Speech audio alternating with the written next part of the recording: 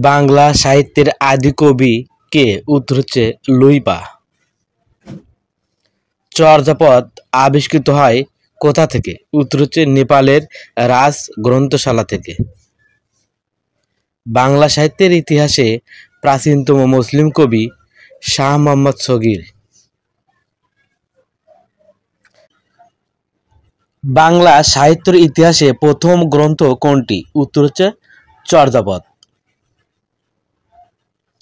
চর্যাপদ হলো মূলত বা চর্যাপদ এক প্রকার গানের সংকলন।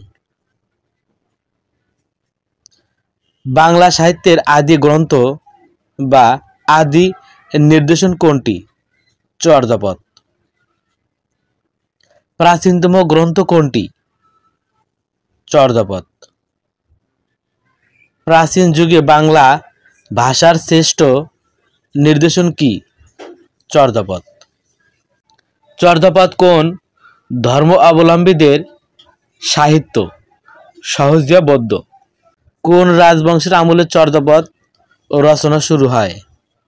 উত্তর হচ্ছে পাল।